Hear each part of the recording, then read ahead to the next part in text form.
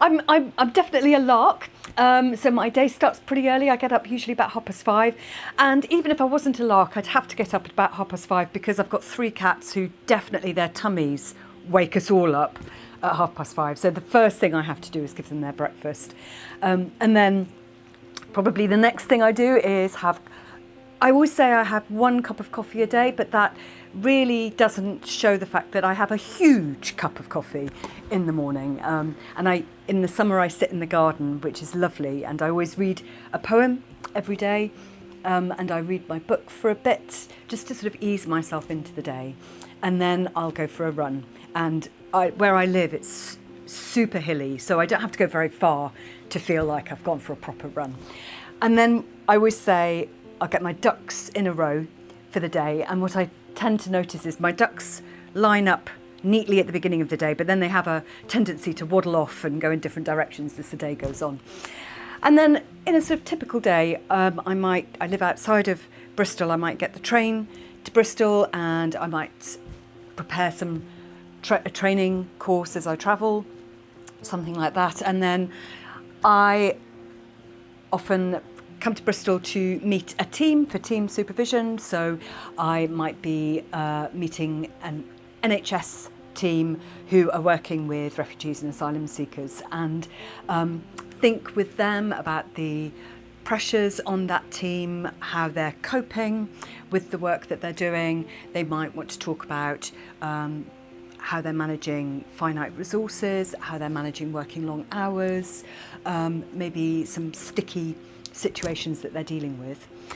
And then after meeting with that NHS team, I might go and meet a smaller team for a group supervision in the charity sector and talk again about the pressures on that team, which might be worrying about funding cuts and whether they might have to close services. It might be the real pressures on supporting their clients to access housing once they've been given leave to remain. It might be talking with the team about the traumatic histories that people who come to them have experienced and how to support their clients in the present. And really thinking about the different pressures on different teams and different roles in the sector, but also very much there are similarities as well.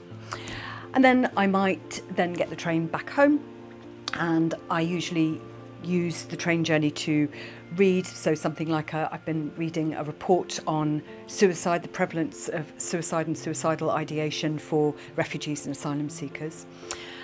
And then getting home, for example, I would have a call from a therapist who is really worried about their clients' increased suicidality following an immigration hearing, and how re-traumatising that was, and how we can support that client through that process. And then I might meet a group of Trauma Foundation Southwest therapists for their group supervision. And then I might meet our interpreting team. We have a team of designated interpreters who are the ones that we use, and we have regular support meetings for those interpreters, because the work they do is so important and they can be at risk of vicarious trauma and burnout as well. And then in the evening I might deliver an online training on being trauma informed as an organisation. So log on and deliver that training, which might be attended by people nationally from all sorts of different organisations. And then, because I'm a lark and not an owl, I definitely at some point I will have had to have given the cats their dinner. They won't let me forget that. And then I will spend some time at the end of the day sort of reflecting on the day and loving the variety of the work that I do and the people that I meet. And really, it's such a privilege to work with clients and people working in this sector. The resilience and the passion and the creativity and the strength of heart of the people in this sector and the clients is a really, it's just such a privilege to be part of that world.